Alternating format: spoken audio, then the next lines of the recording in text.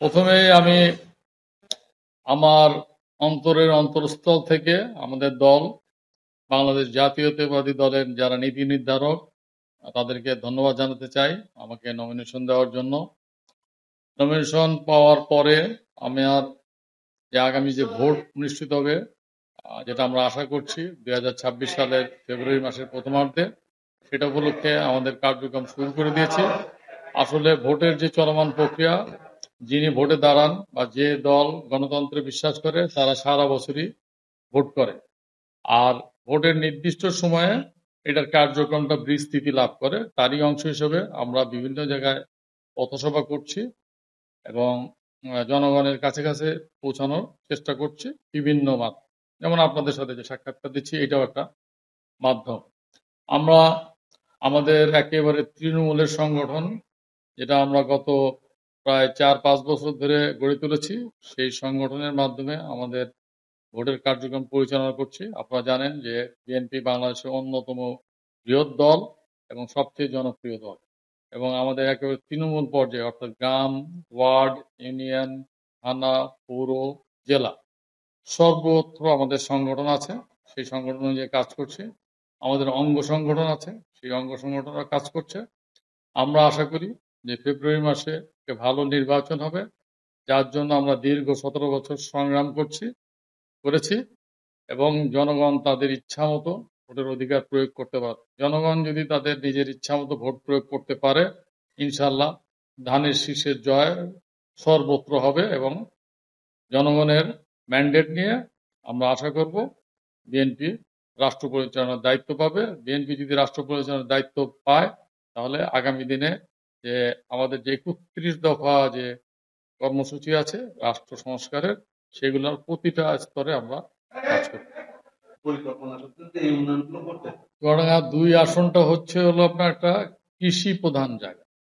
আমাদের জনগণের অনেক দিনের দাবি এখানে একটি কৃষি বিশ্ববিদ্যালয় হয় পূর্ণাঙ্গ, এবং এটা আমরা আমাদের দাবির সপক্ষে যথেষ্ট যুক্তি উপস্থাপন করেছি।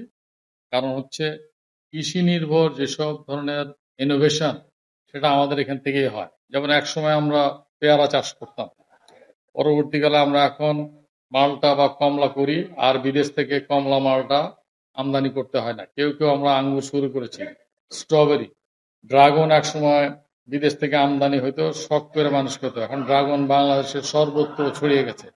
এগুলো কিন্তু চুয়াডাঙ্গারই এক ধরনের উদ্যোগ। আর আমাদের এইসব ফসলগুলা যেন আমরা আবার দীর্ঘ মেয়াদে ভোক্তাদের কাছে পৌঁছাইতে পারি, সেই জন্য আমাদের লাগবে একটা কোল্ড স্টোরেজ ভালো। এখানে কোল্ড স্টোরেজ বলতেই সবার মধ্যে একটা ধারণা আসে যে কোল্ড স্টোরেজ বুঝি খালি আলু রাখা হয়। আলুর কোল্ড স্টোরেজ আর এইসব সেন্সিটিভ ফসল বা ফলের কোল্ড স্টোরেজ ভিন্ন। সেই আধুনিক একটা কোল্ড স্টোরেজ লাগবে। কৃষি বিশ্ববিদ্যালয় এর বাইরে স্বাস্থ্য ব্যবস্থার উন্নয়ন এবং শিক্ষার উন্নয়ন নিয়ে আমরা কাজ করব। স্বাস্থ্য ব্যবস্থা যেন জনগণের দোরগোড়ায় পৌঁছানো যায়, এবং বর্তমানে যেসব হাসপাতালগুলো আছে সেটা যেন আধুনিকায়ন করা যায়, সেই লক্ষ্যে আমরা কাজ করবো, যেন চুয়াডাঙ্গার মানুষকে খুলনা, রাজশাহী বা ঢাকার দিকে দৌড়াতে না হয়।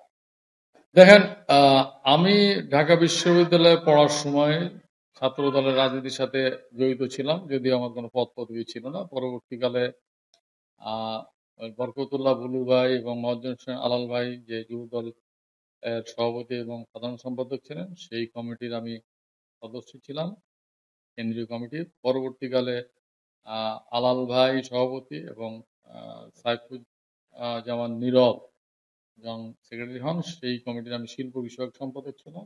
পরবর্তীকালে চুয়াডাঙ্গা জেলা বিএনপির যে আহ্বায়ক কমিটি গঠন করা হয়, সেই সময় আমি আহ্বায়ক কমিটির 1 নম্বর জয়েন্ট কনভেনার ছিলাম, যার আহ্বায়ক ছিলেন আমাদের শহীদুল ইসলাম সাহেব।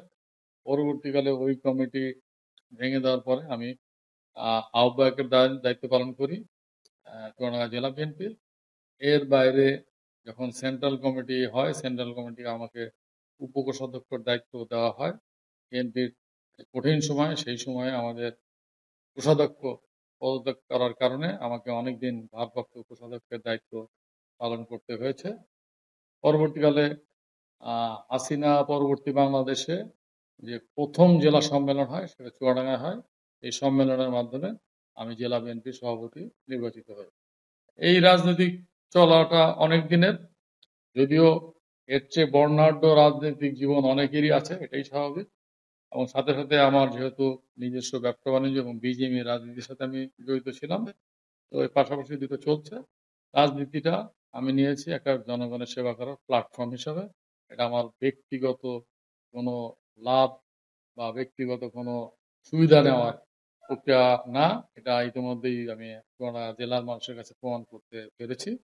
আশা করি ধানের শীষে ভোট দিয়ে জনগণ যদি আমাকে নির্বাচিত করে, তাহলে জনগণের যে কাঙ্ক্ষিত চাহিদা, অর্থাৎ এলাকার উন্নয়ন এবং দুর্নীতি দূর করা এবং রাষ্ট্রের যে সুযোগ সুবিধাগুলো যাদের যেটা প্রাপ্য তারা যেন পায়, সেই লক্ষ্যে কাজ করে। ব্যক্তিগত উদ্যোগে আমার শিল্প করার উদ্যোগ অনেক আগেই ছিল, বিভিন্ন কারণে এটা করা হয়নি। এবং আমি এমন কোনো শিল্প করতে চাই না যেটা পরবর্তীকালে রুগ্ন হয়ে যাক। এটার ইচ্ছাটা এখনো শেষ হয়ে যায়নি। আর যেটা ইতিমধ্যে আমাদের 2 আসনের সর্ববৃহৎ শিল্প যেটা আছে, যেটা হলো দর্শনা, হলো আপনার চিনিকল, যেটা কেরু অ্যান্ড কম নামে পরিচিত। এইটার আধুনিকায়ন নিয়ে কাজ করতে হবে। এটা করতে হলে যদি আমরা করতে পারি, তাহলে এখানে প্রচুর নতুন কর্মসংস্থানের সুযোগ হবে এবং এটা করা সম্ভব, এবং সেইভাবেই করতে হবে যাতে করে এই মিলটা সারা বছর চলে। শুধুমাত্র একটা নির্দিষ্ট সময় 4 মাস চলবে আর 8 মাস বসে থাকবে, তাতে করে এই মিলকে লাভজনক করা যাবে না। মিল কিন্তু চিনি উৎপাদন পয়েন্ট অফ ভিউ থেকে লস করে।